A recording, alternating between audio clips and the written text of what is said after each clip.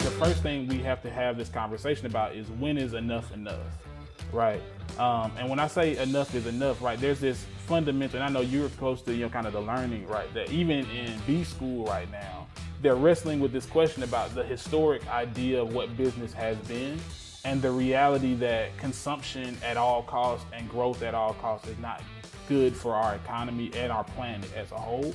And if we don't have a planet to live on, it's hard to worry about having an economy that works, right? And so how do we start to really pull back the layers a little bit about what some of this stuff means and how it's manifested in our practices economically, and then how that has subsequently created conditions that have not been helpful in growing our economy and our systems in different ways as well. Welcome to another edition of Be the Change Georgia, where we amplify the voices of the inspiring business leaders surrounding the B Corp and social impact movements across the Southeast to help you learn how to build your legacy at the intersection of people, planet, purpose, and profit. Today, Nathan had the pleasure of sitting down with Sterling Johnson, the director for the Partnership for Southern Equity's Just Opportunity Portfolio. Sterling oversees administration of PSE's economic justice programs, including regranting, small business support, and workforce development initiatives. He also provides subject matter expertise as a facilitator and consultant. Prior to joining PSE, he spent nearly 4 years with Atlanta-based law firm Griffin & Strong PC as Director of Public Policy, providing consulting and project management services to over 40 states and local governments, nonprofit organizations, and private businesses nationwide. In part 2 of this interview, you'll hear Sterling discuss how PSE is working with its partners to advance economic inclusion as we navigate another season of economic downturn, as well as businesses' role in accounting for economic inclusion through capitalistic endeavors. Okay, let's jump right into this episode with Sterling Johnson. Over to you, Nathan. So, Sterling, I'd love to then talk a little bit more about what you're doing at the Partnership for Southern Equity. With so many low wealth and communities of color still reeling from the impacts of the last recession, on top of all the historical economic injustice, how is PSC working with its partners to advance the economic inclusion agenda as we navigate what looks like it could be, I'm more optimistic than others, another economic downturn or inflation, but jobs are being created. Who knows what's happening right now? Yeah. You know what? It's a very interesting time, I think, in the history. And I think this is really a perfect time, if I want to say it, to start reckoning with what we have created of our economy, right? We see the indicators traditionally are all over the place, right? We have and really right now, and I was thinking about this the other day, that we're at a point where engaging in our traditional forms of commerce is as much of a crapshoot as it's ever been. Right. Nobody knows when to get into and out of the market. Nobody knows how to predict the next wave. Nobody knows whether it's a recession coming or is the economy strong. And it's really illustrating the fundamental flaw with the way that our economy has operated. It has been really based on a subjective number and level of criteria that we said, hey, this is the determinant of whether we've got a strong economy or not. And that within that conversation, right, a lot of it is leaning into the idea that we know how to create the conditions that will show us the way to success.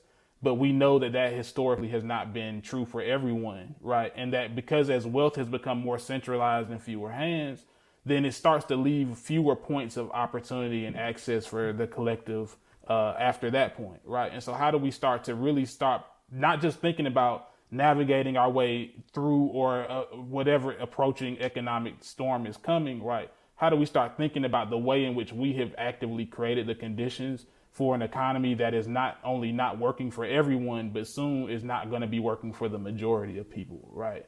And so how do we start to wrestle with this and understand that there's some things that we can change? I love the quote, and this is part of, to answer your question, why I get into this work and the work that we do at Partnership for Southern Equity, and it's Marika Van Doornik, and she is one of the leading champions right now of donut economics, right? And she talked about this in one of her articles. That she said that economics is a man-made science, right? Not a natural one.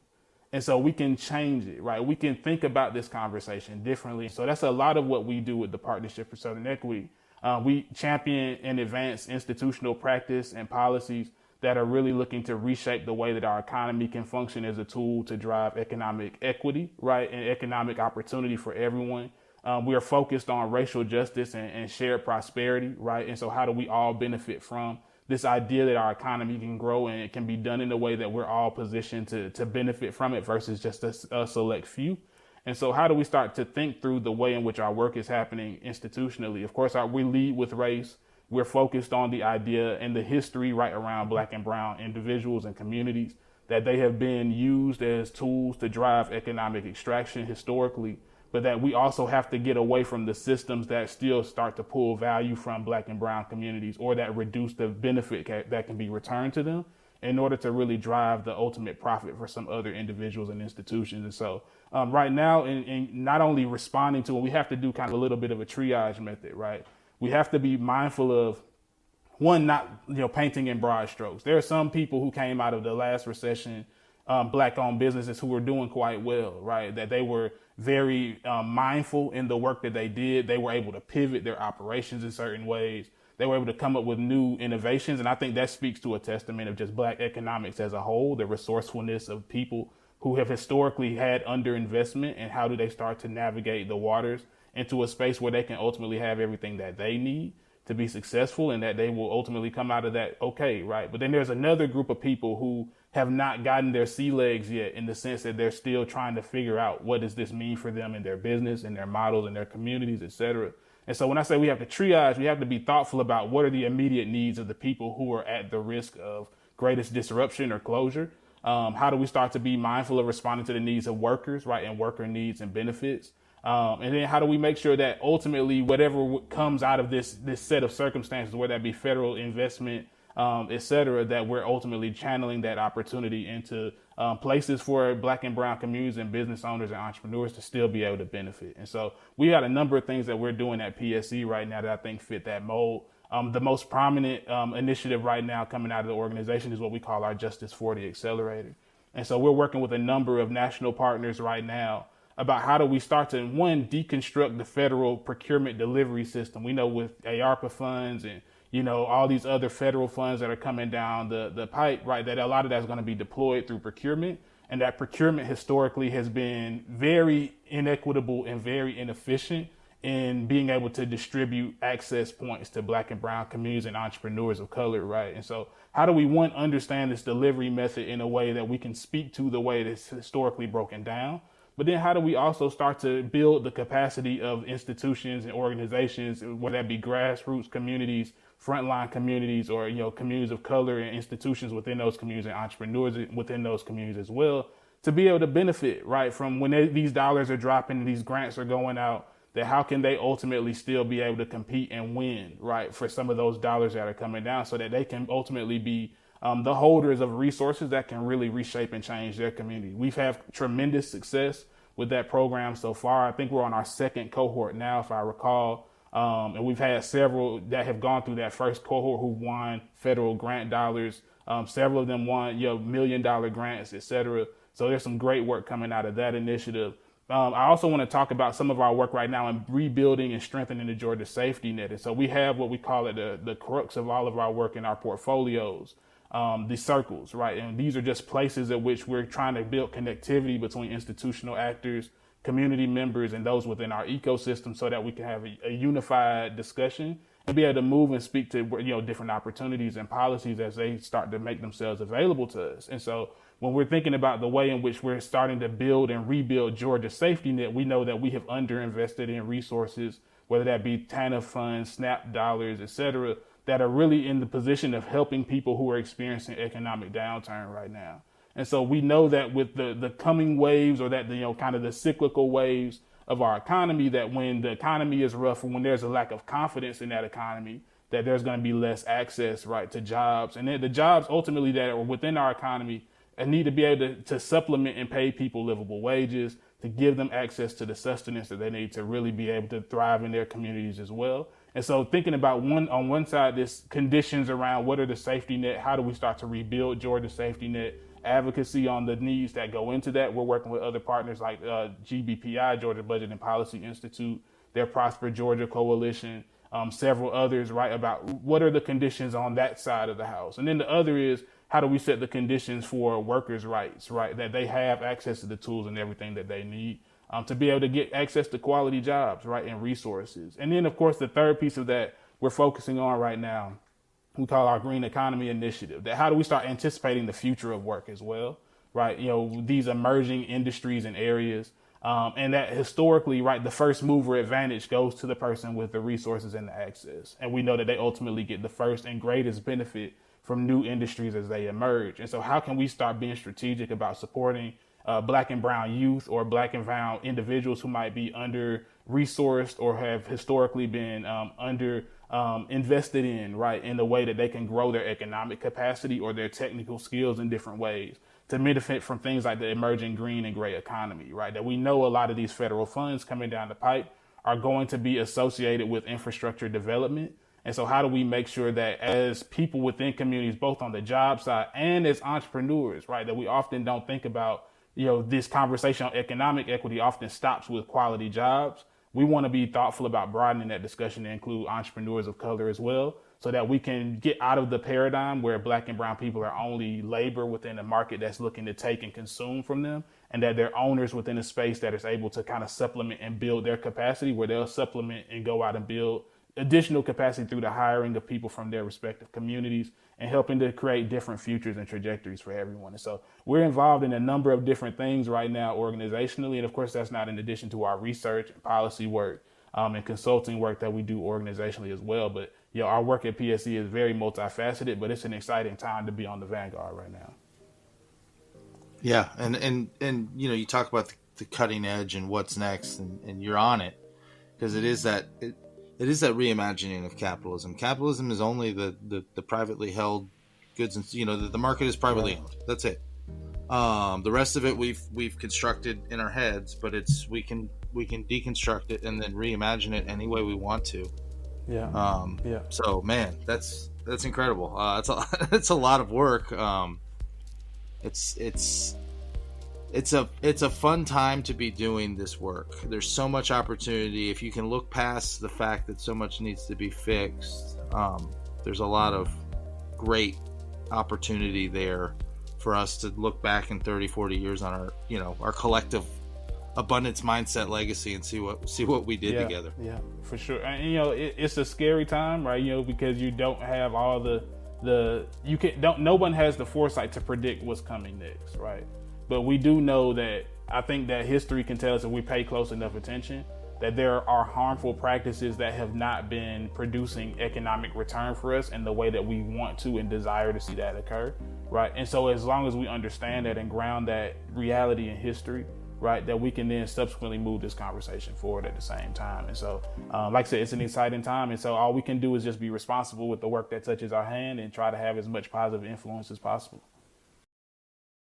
Let's just say, maybe, I don't know, you're speaking to a room full of influential CEOs. What would be something you might ask them with respect to how businesses are seriously accounting for their role in economic inclusion through their capitalistic endeavors? What would be the message you would want to get across? Well, we are engaging in a little bit of this. Like, of all the things that we do, I didn't talk a lot about our Just Business Roundtable, which is a corporate table that we've set for individuals within the corporate space who want to see this work change and manifest in corporate racial equity, right, and the advancing of that. And the first thing we have to have this conversation about is, when is enough, right? And when I say enough is enough, right, there's this fundamental, and I know you're close to, kind of the learning, right, that even in B school right now, they're wrestling with this question about the historic idea of what business has been and the reality that consumption at all costs and growth at all costs is not good for our economy and our planet as a whole. And if we don't have a planet to live on, it's hard to worry about having an economy that works, right? And so how do we start to really pull back the layers a little bit about what some of this stuff means and how it's manifested in our practices economically, and then how that has subsequently created conditions that have not been helpful in growing our economy and our systems in different ways as well. And so I would have to start there, right? We talk a lot about organizationally, and we really lead with this idea of values that, Nathaniel, our founder and chief equity officer, he always says, that we need a values revolution, right? that what we value is what we invest in, and what we invest in illustrates how we want to see ourselves not only individually positioned within the world, but that ultimately, that if we're ultimately pushing our own intentions first and we're pulling from everything around us in order to elevate ourselves, right, then that's ultimately a selfish endeavor. And so how do we start to wrestle with this idea of the things that we value then subsequently showing up in the way that we do business, right, and the way that we invest in our communities and the way that we grow our businesses responsibly? And so this idea of when is enough would be the first thing I would have to ask. If you are intending to grow your business, no one's telling you you should not have profit. No one's telling you that you should not generate wealth, but no one is saying at the same time, when is that responsible point? And that's why I really have been leaning a lot into the idea around donut economics. That donut economics fundamentally is this idea that there's a floor and there's a ceiling that businesses should be able to operate within that protect not only the people within the space, but the planet as a whole, right? And so when is that cap, right? Like if you're selling widgets, by guys, all means, like be the best widget seller you can be. But at the point where the widgets you sell start to intrude on, one, the economic sustainability of the community that you serve or people around you, right? Are you diminishing profits in a way, or diminishing your outputs in a way to maximize profits? Are you underpaying your staff? Are you pulling from, different institutions and like I said, that extractive mentality? And how do we start to really wrestle with this idea that we can subsequently invest in people and invest in community, and it's only going to position us for sustained further long-term success? The other thing I said is wrestling with the idea around business changing. I know you've had a lot of this conversation, right? That there's been this idea that there's been no space for social utility in the way business gets done, and really challenging that assumption. And the third being that there's this idea that government and business are fundamentally opposed, right? When in reality, if we really look at the history of how economies have been built and industries grown, that our government has played a central role in determining who winners and losers are, right? So this is very much so a conversation about the way in which government relates to business and how business relates to community. And again, creating this idea that we're all economically connected, right? Not only through our endeavors as people who occupy the space, but through this idea of just the ecosystem as a whole. And so how do we more responsibly work with each other, right, to make sure that we have all the conditions that we need for success? And so, I would definitely just start with those. And there's a number of different places we can go as far as like kind of the ways investments are made in Black and brown communities or institutions, et cetera, that would be on the horizon. But I would definitely start the conversation there. Yeah, I love that question. How much is enough? And I it's not an anti-capitalist, no profit, no purpose, no margin, no mission. But, if you're relying on like, minimum, barely paying minimum wage and no benefits. And I saw that world firsthand when I took my sabbatical year before B school, was working a part-time job at 20 hours a week at $8 an hour. And all these people where it's like, this isn't a hard work issue. This is their business model relies on really cheap labor and not having to pay benefits. Like, right. Exactly. And we need to rethink the acceptability of that as a business practice of like, is this really the best we can do? Is just make, these, everybody I worked with, it was 3-4, part-time jobs. Yeah. On the bus before you get up and getting home after you've gone to bed. Right. And getting ready to do it all over again, right, the next day, Yep. I think too, it's, like I said, it's just a lot of really interesting things happening right now in our economy as a whole. And the crazy part is that we're seeing now that there are jobs that we can't fill, right? And the question becomes, well, how does that happen, right? And a lot of times it's a function of a lack of foresight, but I think a lot of times also it's a lack of investment in people, right? To be able to position them to be able to come and work in this space, right? It's like now it's like everybody's playing catch up. Like we need the people. We've got the jobs and we don't have anybody to really support them. And that's just really a function of us underinvesting in people and institutions that are designed to be creating avenues to our future workforce. And so, in wrestling with all of this stuff, right, that we've got to really be thinking about the connection between the future of our economy and the idea, when I think about social utility, right, this idea that it's charity, right? This isn't charity, right? Like you're investing in the future viability of your own business model as much as you're investing in the health and wellness of people. And so it's not just like good for goodness sake, to the title that we were discussing and talking about, ahead of time. This isn't like the idea that I'm just giving something away with no future return. It's that I'm making an investment in people. And I believe that these people, whoever they are, right, can get access to this industry and they can create a better life and future for themselves and their children. But you have to have the functions in place to be able to really support people along that continuum. And that's a conversation that has to come from the top down. It has to be an industry commitment that we're going to invest in people the right way. And so that's, like I said, that question about values, this question about how much is enough, and this question about what can we reallocate to make sure that that's a future that's going to be supportive of everyone is definitely where we would have to start that conversation. Yeah, and thinking about retention and some of these things, I know there's another podcast on this channel called The Great Retention, and thinking about that versus, everybody keeps looking at this like, why aren't people taking these jobs and why are people quitting? And it's like the signs and the warning bell, like everything's there. It's the answer is very obvious, but everybody wants to pretend like it's right some Sherlock Holmes mystery. Exactly. Well, we feign ignorance sometimes when we don't like the answer or know what we've got to do and just don't want to do it. Right. It's like we're looking for another way forward. And I'm not saying that there aren't other ways, and we'll figure out what those things are when the time comes. But at the end of the day, right, it's really as simple as that we're not creating quality jobs and we're not creating access to the jobs that we need for all people to be able to benefit from. And so how do we make sure that we're going back to the drawing board and rethinking the way that we're recruiting, the way that we're rebuilding, and the way that we invest in people to make sure that they're ultimately the ones who can benefit, Yeah. No, I love that. And I hate to close it, which means I have to ask my last question. I could sit here and just keep talking about these. There's so many rabbit holes, and it's one of the toughest parts of hosting where you just want to start like philosophizing on where we're going with this. Anyway, keep it on track, Nathan. What does, and we've talked about the amazing work you're doing, the amazing work Partnership for Southern Equity is doing. We've talked about kind of the shifting paradigms and kind of almost the demand curve shift that's happened within capitalism. Mm-hmm. What makes you optimistic? What gives you hope that, I mentioned earlier that like 30, 40 years from now, we're tailgating at a Georgia game and you and I could talk about this, like look back in the rearview mirror and go, wow, the change that's happened and we got to be a part of it. What does give you hope that you're going to be able to have that conversation, and what gives you, I don't know, what gets you out of bed in the morning thinking like, man, I'm going to change the world a little bit today? Yeah.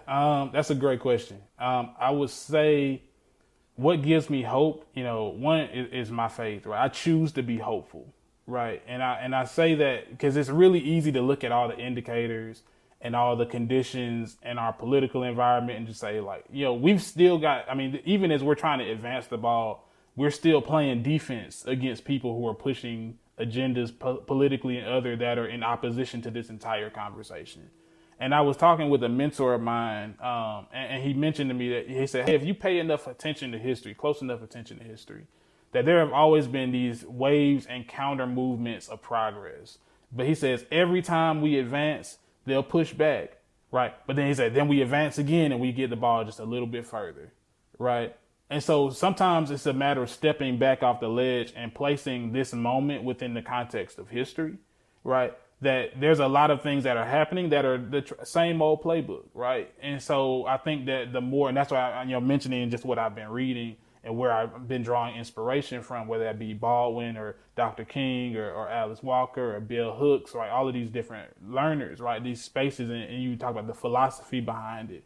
It's really helped me to understand that as much as there's a history that we're coming from and a future to where we're going, that some of the solutions to the problems we've been trying to solve are really in our past, not as far as innovation into like this brand new future. And how do we start to really honor that wisdom in a way to start to integrate it into this idea and the realities of our economy tomorrow? I think, I draw inspiration from conversations like these, right? From like partners like yourselves and other who are acknowledging that, hey, there's an issue fundamentally here that we need to address, right? And then figuring out, through solidarity with one another, and I always think about being values aligned, how we can start to chart that path forward together versus, like I said, it being no one has a monopoly on wisdom and knowledge, right? I don't know it all, and I know that there are things that I need to learn from yourselves and others, and that there are people from, you might say, hey, like this person over here knows a little bit about this thing and what's coming down the horizon. And so the more that we create spaces like these for courageous conversations, for courageous inquiry, to wrestle with some of those, like you talked about, like that feigned ignorance, whereas everybody's want to pretend like we don't know what to do, but we really know what to do, right? The more we just create space to just be in community with each other and to say, hey, how can we do this together? I find a lot of inspiration from that. And so, whether that be on the corporate side, on the grassroots side, and with other partners like yourselves, I think that there's a condition being set that people are not only acknowledging there's a problem, but thinking actively about what the solutions are. And so, like I said, I choose to be hopeful first, but I think that there are the right people trying to answer the right questions right now. And that, gives me a lot of inspiration as well.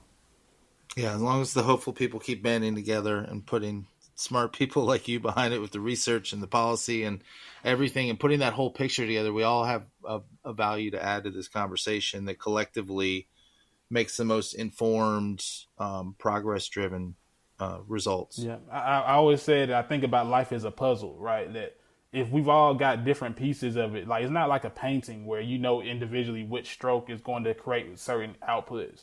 But it's more of a puzzle that there's a lived experience that I have and an experience that you have and someone else over here and, different, experiences technically and like kind of in our learning and education, all these things we bring together. That's what creates the full picture, right? And there's sometimes that we might get a piece that we're not exactly sure what to do with it yet, but that it's going to go in the puzzle, right?